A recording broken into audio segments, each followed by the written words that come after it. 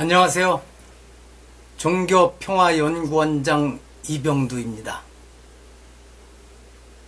4월 15일 아침 6시 15분경입니다.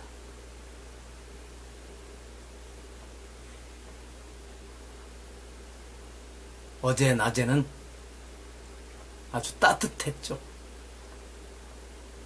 제가 머물고 있는 곳에는 복숭아꽃도 활짝 피고 황매가 노란 꽃을 활짝 피워 보여주고 있어서 아주 좋습니다. 자, 이병두의 근현대 불교사 이야기 115번째 순서로 불교계의 희망의 빛을 전한 보현 행원성 공연 이야기를 해보겠습니다. 1992년 4월 2일 대한민국의 중심인 서울 세종로에 자리한 세종문화회관에서 창작 국악 교성곡 보현 행원성 공연이 두 차례 열렸습니다. 옆에 사진에서 보듯이 광덕 스님의 보현 행원성 가사에 곡을 붙이고 지휘를 한 박보문은 이때 40대 초반의 나이였습니다. 젊은이였습니다.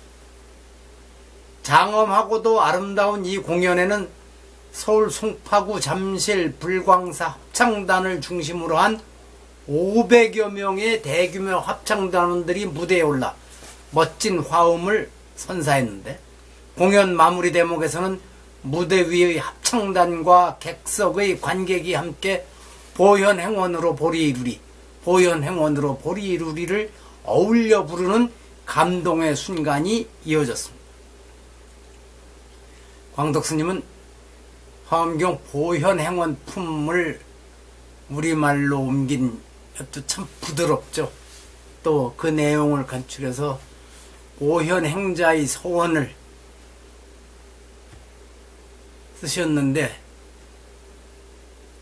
그 보현행자의 소원을 읽을 적이면 저뿐만 아니라 수많은 사람들이 감동이 일어난다고 합니다. 자, 이 공연에는 박보문과 콤비를 이루는 연출가 손진책과 국악인 김성녀, 무용가 국수호 등이 준비 과정부터 마무리까지 함께해서 불교 음악과 공연의 수준을 여러 단계 끌어올렸을 뿐 아니라 침체해 있던 불교계 분위기를 확 바꾸기도 하였습니다.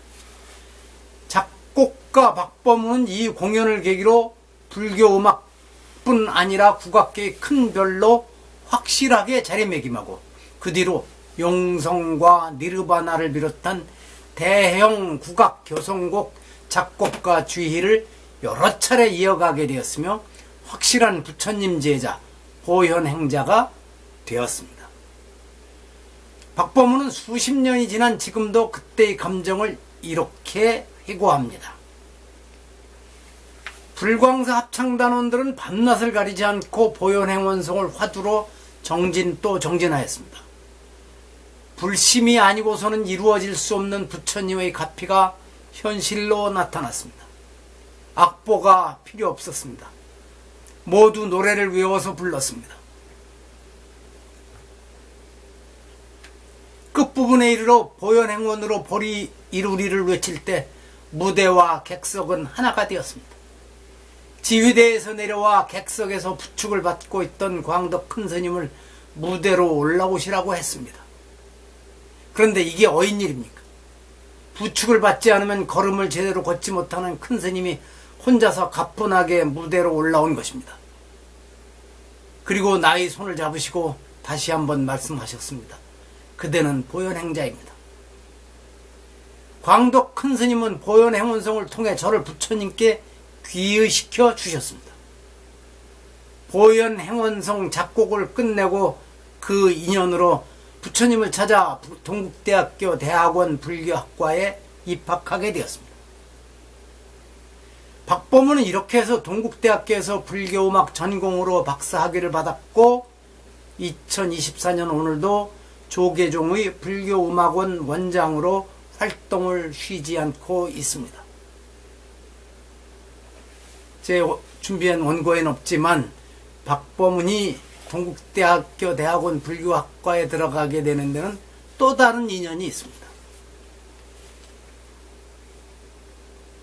박범은이 일본 유학을 마치고 불교 음악의 원료를 찾고 싶은 마음에 동국대학교 불교학과에 학사 편입을 하고 싶은 그런 생각을 하고 동국대학교를 찾아갔는데 그 자리에서 이것은 우연이 아니죠. 국악고등학교 시절 은사인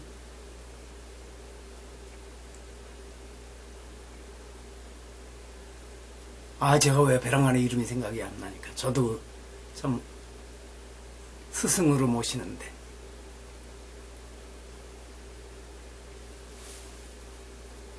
가끔씩 이럽니다. 고등학교 시절 은사 홍 선생님을 교정에서 만났습니다. 그래서 학교를 찾아온 사연을 말씀드리니 홍 선생님께서 그러지 말고 대학원 불교학과를 진학을 하도록 하라. 그리고 바로 홍 선생님께서 친하신 목정배 교수님께 연결을 시켜주셔서 대학원 불교학과에 진학해 석박사과정을 마치고 불교음악의 원료를 찾아낸 박사학위 논문을 쓰게 된 것입니다. 이것은 제가 박범은 선생과 그 은사인 홍윤식 선생님께 직접 들은 이야기입니다. 자, 보현 행원송 공연이 열린 1992년 봄 한국 불교계의 상황은 그리 밝지 않았습니다.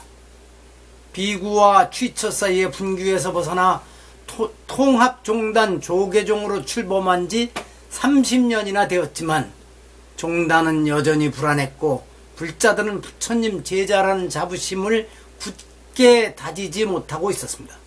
그런데 이 공연이 성황리에 끝나면서 불광사와 불광법회의 안정과 발전을 가져왔음은 물론이고 불자들 사이에서 나도 부처님 제자이다라는 자부심을 가지는 이들이 늘어났으며 우리도 할 수 있다는 자신감이 넓게 퍼졌습니다.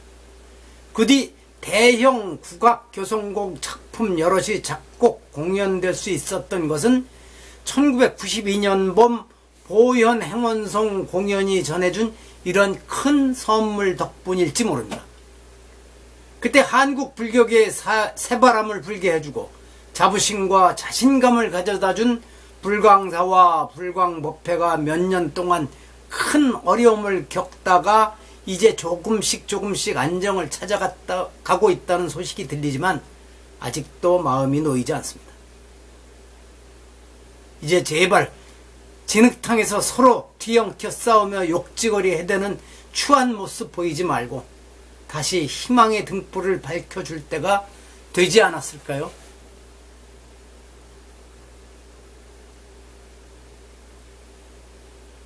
그럴 때가 됐다고 저는 생각하는데 당사자들은 나만이 옳다고 우기며 아직도 내려놓지 못하고 있는 듯해서 안타깝습니다. 어쩌겠습니까? 언젠가는 해결되겠죠. 이 순간 광덕 스님 생각도 다시 간절해집니다. 여기서 마칩니다. 들어주셔서 감사합니다.